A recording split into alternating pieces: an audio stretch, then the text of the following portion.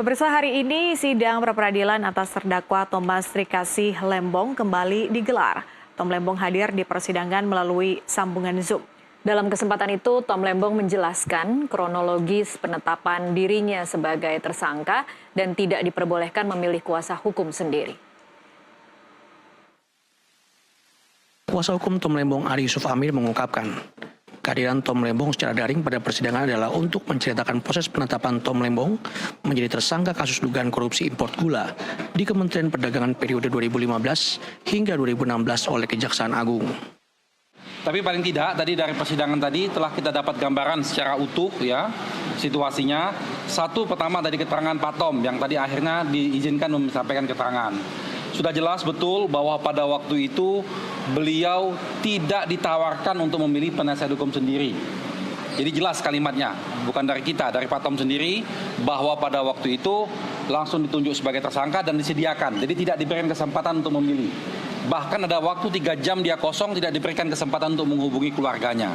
Ya, itu poin satu. Lalu yang kedua, setiap kebijakan-kebijakannya tadi ditegaskan oleh Pak Tom bahwa dia laporkan kepada Presiden pada waktu itu. Siapa pada waktu itu presidennya? Pak Jokowi. Pak Jokowi pada waktu itu sudah dilaporkan sama beliau dan baik itu secara formal maupun secara informal semua kegiatannya. Jadi clear pada waktu itu sudah ada koordinasi. Ya.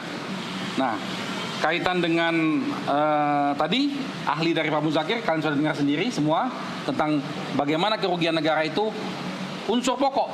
Tidak ada kerugian negara, tidak ada kasus. Ya, dan sampai saat ini tidak ada bukti adanya kerugian negara secara real. Ya. Lalu tadi dari Antoni poinnya adalah ini penting nih bahwa swasta harus dilibatkan dalam kondisi itu. Karena ternyata BUMN kita tidak mampu. Jadi mau tidak mau harus melibatkan swasta dalam proses impor ini.